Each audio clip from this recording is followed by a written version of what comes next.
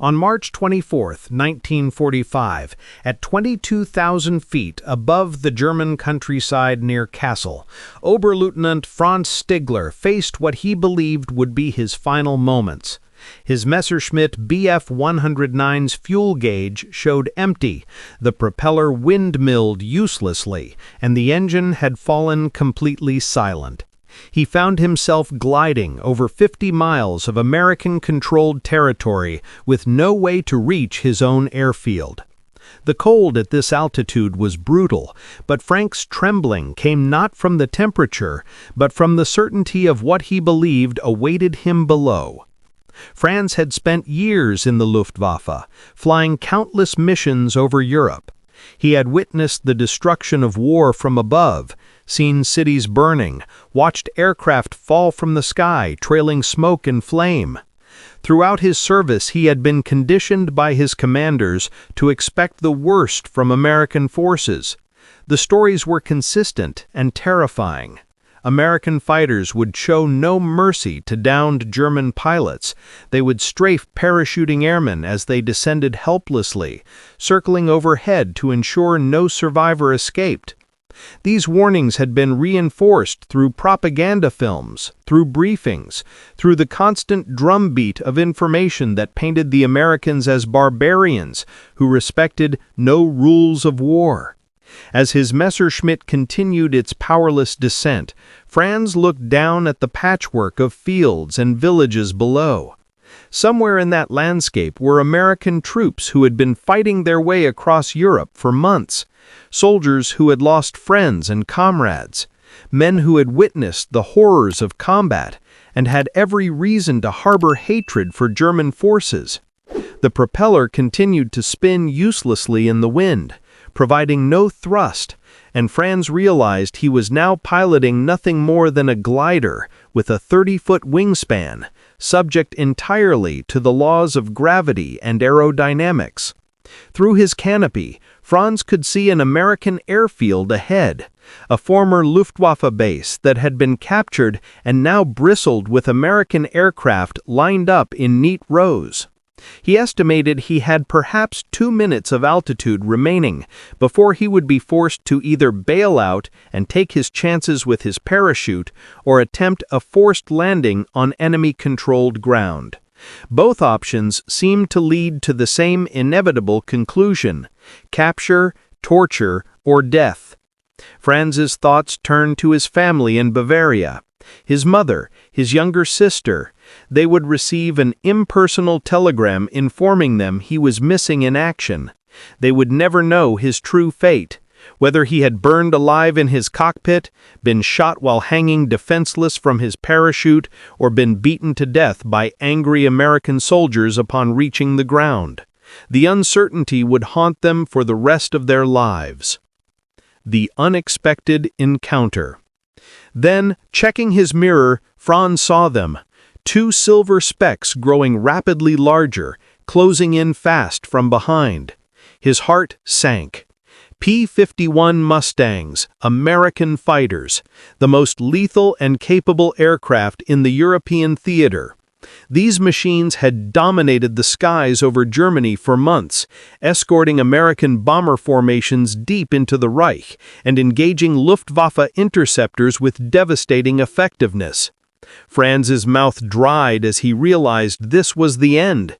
The Americans would shoot him out of the sky before he even had the opportunity to bail out. At least, he thought, death would be quick and clean. But what happened next would completely shatter everything Franz thought he knew about his enemy and would change the course of his entire life. The lead Mustang did not open fire. Instead, it pulled alongside Franz's dying Messerschmitt, positioning itself dangerously close, perhaps only 50 feet off his wingtip. At this proximity, Franz could see remarkable detail through the other aircraft's canopy. The American pilot was young, probably around Franz's own age in his mid-20s. But most striking was what the pilot was not doing. He was not reaching for his gun trigger, not positioning for a killing shot. Instead, he was looking directly at Franz, making deliberate eye contact across the gap between their two aircraft. Then the American pilot did something that Franz simply could not comprehend or reconcile with everything he had been taught. The American pilot pointed downward, not in an aggressive or threatening manner, but almost helpfully, gesturing toward the airfield below as if offering guidance. Franz stared in complete bewilderment. Was this some kind of cruel psychological game before they shot him down? A way to torment him in his final moments? Nothing in his training, nothing in the countless briefings and propaganda sessions had prepared him for this possibility. The second Mustang took up position on Franz's other wing, and now he found himself boxed in by American fighters on both sides. His Messerschmitt continued gliding downward through 18,000 feet, losing altitude steadily and inexorably. He had no engine power, no ability to maneuver aggressively, no options whatsoever to either fight or flee. He was completely at the mercy of these two American pilots who could end his life with a brief squeeze of their triggers. The lead American pilot pointed downward again, this time more insistently, making his intentions clear. Then he made another gesture that Franz recognized from his own flight training, a palms-down pushing motion that universally meant to slow down, to prepare for landing. The realization slowly dawned on Franz that these American pilots were not toying with him before killing him, they were actively helping him, escorting him to an emergency landing as if he were one of their own squadron mates in distress rather than an enemy combatant. The descent. Franz's mind struggled to process this incomprehensible situation. Everything in his training, every briefing from his commanding officers, every propaganda film he had watched, every story he had heard from other pilots, all of it was being contradicted by what was happening right now at 18,000 feet above Germany. His altimeter continued its steady unwinding as they descended through 15,000 feet. The airfield was now directly ahead and clearly visible. He could see the runways laid out in their geometric patterns, American aircraft parked in neat, organized rows along the flight line, and ground crews working on various maintenance tasks. If he attempted to land there, he would immediately become a prisoner of war, completely at the mercy of the Americans. Every propaganda film he had ever been forced to watch flashed through his mind in rapid succession. Images of torture, of summary executions, of prisoners worked to death in brutal labor camps, of American soldiers who showed no humanity toward captured Germans. His commanding officer had explicitly told them all that it was far better to die in combat, to go down fighting with honor, than to surrender to the Americans and face whatever horrors awaited in their camps. But as Franz evaluated his situation with the cold logic of an experienced pilot, he recognized that he was genuinely out of options. The ground was approaching rapidly, and the laws of physics were unforgiving.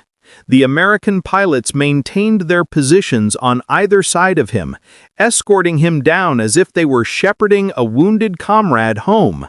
They descended through 10,000 feet, then 8,000 feet, then 5,000 feet. Franz's hands inside his leather flying gloves were slick with nervous sweat, and his heart hammered against his ribcage so hard he could feel it pounding in his temples. Every second, he expected to hear the distinctive sound of machine gun fire, to feel the impacts as bullets tore through his aircraft's thin aluminum skin and through his own body. That moment never came. At 3,000 feet, the lead American pilot performed a distinctive maneuver. He rocked his wings back and forth, a standard aviation signal that Franz immediately recognized. Then the pilot peeled away smoothly, giving Franz adequate room to maneuver and line up properly for his landing approach. The second Mustang remained with him for a while longer, continuing to shepherd him toward the runway like a border collie patiently guiding a lost sheep back to the flock, ensuring he stayed on the proper approach path. Franz reached down and manually lowered his landing gear using the emergency mechanical system. With no engine power, the normal hydraulic systems were completely useless. He worked the manual release lever and felt the satisfying mechanical thunk as the wheels locked into their down position. He carefully lined up on the runway centerline, fighting with the controls of his dead aircraft, using every bit of skill and training he had accumulated through hundreds of hours of flight time to stretch his glide and maintain the proper approach angle. The American fighter pilot stayed in formation with Franz until he was approximately 50 feet above the runway threshold, close enough that landing was virtually assured. Only then did the Mustang pilot pull up and away, climbing back into the sky. Franz's wheels made contact with the concrete runway with a solid bump. The Messerschmitt bounced once on its landing gear, settled back down, and began rolling forward. Without engine power, Franz had no hydraulic pressure for the braking system. The aircraft simply rolled and rolled under its own momentum, gradually slowing due to friction and drag, finally shuddering to a complete stop near the far end of the runway. For a long moment, Franz simply sat motionless in his cockpit, hands still gripping the control stick, breathing hard, trying to process what had just happened. He was alive, he was on the ground, he was uninjured, and he was about to become a prisoner of the United States Air Forces. Through his canopy, he saw military jeeps racing across the airfield toward his position, kicking up small clouds of dust. American soldiers coming to take him into custody. This was the moment he had been dreading, the moment when theory would become reality. Franz briefly considered reaching for the sidearm he carried in holster at his side, considered making some kind of final stand, dying in a manner his superiors would consider appropriate for a German officer. But something fundamental had shifted in his understanding during the past 10 minutes. Those American pilots had just saved his life when they could have easily destroyed him. They had escorted him to safety when they could have simply watched him crash or bail out. Their actions had spoken far louder than any propaganda, and Franz found he could not reconcile the idea of shooting at people who had just shown him such unexpected mercy. Franz unbuckled his harness with trembling fingers, pushed open his canopy with effort — it was heavy and required significant force without hydraulic assistance — and slowly raised his hands above his head in the universal gesture of surrender. The first American soldier to reach his aircraft was a sergeant, whose uniform identified him as Robert Hayes from Oklahoma.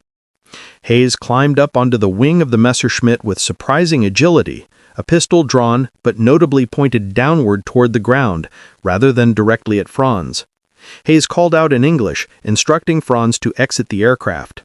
Then, to Franz's genuine surprise, Hayes switched to broken but understandable German and told him to come out slowly and carefully. Franz complied, climbing awkwardly out of his cramped cockpit, his legs shaking from a combination of adrenaline, exhaustion, and the after-effects of 3 hours in the air at high altitude. His flight suit was completely soaked with sweat, despite the intense cold he had experienced during the flight. First contact with the enemy. As Franz stood uncertainly on the wing of his aircraft, hands still raised, he waited for what he had been conditioned to expect: rough handling, perhaps violence, immediate and harsh interrogation. Instead, Sergeant Hayes holstered his pistol completely and actually reached out to steady Franz as he climbed down from the wing, offering physical support to prevent him from falling. Hayes asked in his mixture of English and broken German if Franz was injured, if he needed medical attention, showing what appeared to be genuine concern for his well-being. Franz managed to respond that he was not injured, just exhausted and shaken. Hayes nodded with apparent satisfaction and gestured in a casual, almost friendly manner toward the waiting jeep. His demeanor was not that of a captor dealing with a hated enemy, but rather more like someone helping a visiting pilot who had made an emergency landing: professional, courteous, and fundamentally humane. In the jeep, Franz sat between two American soldiers as they drove toward the base facilities. Neither soldier pointed a weapon at him or treated him roughly. They were simply human beings doing their jobs, wearing olive-drab uniforms, smelling of cigarette smoke and strong military coffee. The normalcy of the situation was almost surreal after years of dehumanizing propaganda about American forces. One of the soldiers offered Franz a canteen of water without being asked. Franz hesitated, uncertainty and years of indoctrination making him suspicious, but his throat was painfully raw with thirst. He accepted the canteen and drank deeply. The water was cold, clean, and possibly the most delicious thing he had ever tasted in his life. He thanked the soldier quietly in German, and the American grinned and responded warmly, telling him he was welcome. At the base operations building, they brought Franz inside out of the cold March air and into the warmth of a heated building. An intelligence officer was already waiting for him, Captain James Mitchell, whose insignia and bearing suggested education and authority. Franz would later learn that Mitchell had been a college professor from Massachusetts before the war and spoke fluent, academically perfect German. Mitchell greeted Franz and gestured toward a chair, inviting him to sit. This was not the hard wooden chair in a bare interrogation room that Franz had envisioned during his descent. Instead, it was a comfortable office chair in what appeared to be a regular administrative office. There was fresh coffee on the desk, and the rich aroma filled the room, making Franz's head spin slightly with desire. Real coffee had become an almost mythical luxury in wartime Germany, where everything was rationed and substitutes were the norm. Captain Mitchell asked if Franz wanted some coffee, and began pouring before Franz could even formulate a response. He handed Franz a cup of hot black coffee with 2 real sugar cubes resting on the saucer. Real sugar, actual refined white sugar, not the synthetic substitutes or the carefully rationed tiny amounts German forces received. Franz had not seen genuine sugar in many months. Germany was starving, rationing everything down to the smallest amounts, and here the Americans were casually offering sugar to an enemy prisoner. The interrogation that wasn't. Captain Mitchell sat down across from Franz and began speaking in a conversational tone that was completely unlike what Franz had been led to expect from an interrogation. Mitchell mentioned the 2 pilots who had escorted Franz down, Captain Joe Henderson and Lieutenant Charlie Brennan from the 357th Fighter Group. He explained matter-of-factly that they had observed Franz's engine failure and had made the decision that he might want to live through the day, so they had helped guide him to a safe landing. Franz found himself asking a question before he could stop himself, a single word that encapsulated his complete confusion about everything that had just occurred. Why? Mitchell looked at him with what appeared to be genuine puzzlement, asking what Franz meant. Franz elaborated, asking why the American pilots had not simply shot him down when they had the opportunity, why they had instead chosen to help him land safely. Captain Mitchell's response was simple, and delivered with an expression that suggested he found the question itself strange. He explained that Franz had been defenseless, his aircraft was clearly disabled, and then asked Franz directly what kind of men he thought Americans were. This question struck at the very foundation of everything Franz had been taught, every assumption he had held about his enemy. Over the course of the next hour, Franz's entire worldview began to systematically crumble, piece by piece.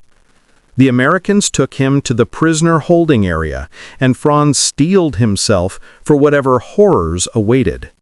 Instead, he found himself in a converted barracks building that had actual bunks with mattresses, wool blankets, and a functioning stove providing heat. There were approximately a dozen other German prisoners already there, all recently captured, and all wearing the same expression of stunned disbelief that Franz felt on his own face. An American medic arrived and insisted on examining Franz despite his repeated assurances that he was not injured. The medic was thorough and professional, checking his blood pressure, examining his eyes with a small flashlight, listening to his heart and lungs with a stethoscope. The medic determined through an interpreter that Franz was significantly dehydrated from his long flight and was developing the early stages of frostbite on his fingers from exposure to extreme cold at high altitude. They provided him with medical ointment for his hands, an additional warm wool blanket, and a complete package of American K rations containing canned meat, crackers, and remarkably, real chocolate and cigarettes. Franz ate the chocolate slowly, deliberately savoring every small bite. It was dark, rich, and tasted like memories of childhood, like life before the war had consumed everything. The simple pleasure of chocolate, something he had not experienced in years, was almost overwhelming in its emotional impact. An unexpected visitor. That evening, something entirely unexpected occurred. Captain Henderson, the actual pilot who had escorted Franz down and saved his life, came to visit the prisoner holding area. He brought additional cigarettes and a thermos filled with hot soup as gifts. Speaking through an interpreter, Henderson told Franz that he had been impressed by his flying skills, noting that executing a dead-stick landing in a Messerschmitt 109 on an unfamiliar runway was genuinely impressive piloting and demonstrated significant skill and training. Franz sat in stunned silence, completely unable to formulate an appropriate response. This American pilot, whom he had been trained to view as a barbaric enemy, was offering him compliments on his flying ability.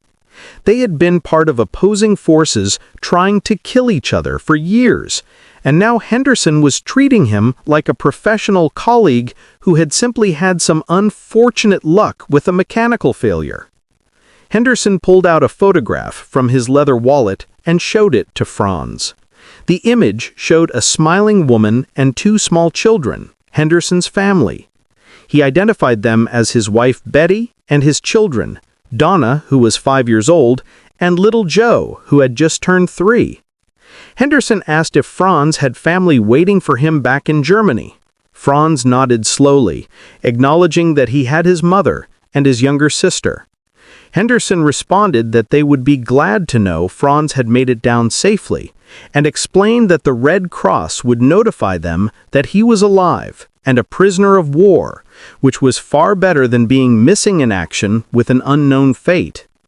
The two men sat together in silence for a moment, an almost surreal scene. Two fighter pilots from opposite sides of a devastating global conflict, sitting in the dim light of a prisoner barracks, looking at family photographs and finding common ground in their shared humanity.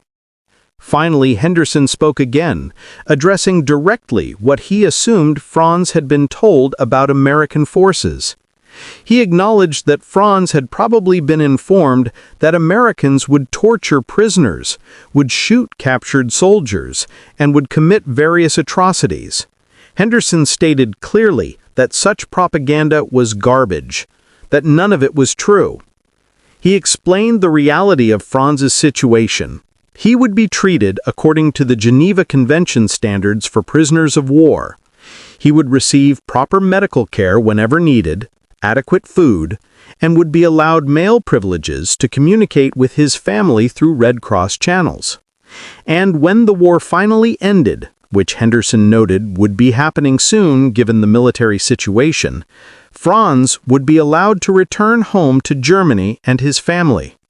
Franz felt something fundamental break inside him at these words.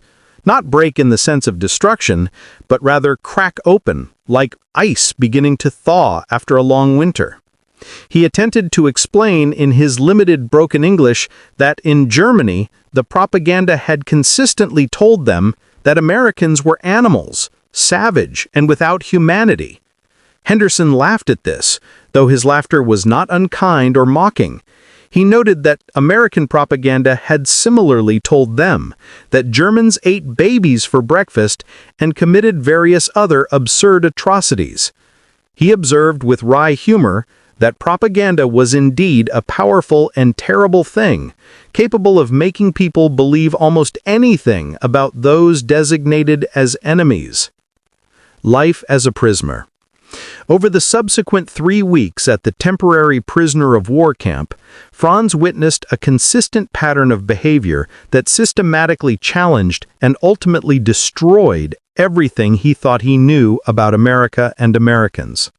The food provided to prisoners was adequate and regular, not luxurious or elaborate, but consistent and sufficient. They received K-rations, powdered eggs, and canned meat, essentially the same standard military rations that American soldiers themselves ate. When Red Cross parcels arrived containing various comfort items and necessities, the prisoners were actually given first access to choose what they wanted. These parcels included chocolate, cigarettes, real coffee, soap, and various other small luxuries that felt like genuine miracles to men who had been surviving on wartime rations for years. Medical care was provided without hesitation or discrimination based on nationality. One of the German prisoners, a young pilot named Werner, had been shot in the leg during combat before his capture. The American military doctors and surgeons treated him with the exact same quality of care and attention they provided to their own wounded soldiers. Werner received sulfa drugs to prevent infection, clean bandages changed regularly, and eventually surgery to remove the bullet fragments from his leg. Werner walked with a slight limp after his recovery, but he walked. Franz realized that in a German prisoner of war camp, given the limited resources and priority given to German forces, Werner would very likely have lost his entire leg to amputation or died from infection. Franz watched the American guards carefully over the days and weeks, constantly waiting for the cruelty and brutality he had been assured would eventually emerge. It never materialized. The guards were professional in their duties, sometimes appeared bored with the routine nature of guard work, and were occasionally surprisingly friendly. One particular guard, a young man from Nebraska named Tommy, struck up a conversation with Franz and taught him American baseball terminology and slang. In exchange, Franz taught Tommy some German curse words and phrases.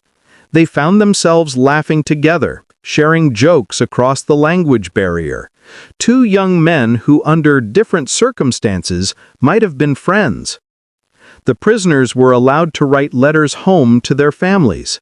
These letters were censored for military information, but the privilege was genuinely allowed and facilitated. The Red Cross handled the logistics of getting these letters through the lines and eventually delivered to families in Germany. Franz wrote carefully to his mother, informing her that he was alive, completely uninjured, and being treated well by his captors. As he wrote these words, he wondered if she would even believe him, or if she would assume the letter was forced or fake, designed to serve some propaganda purpose.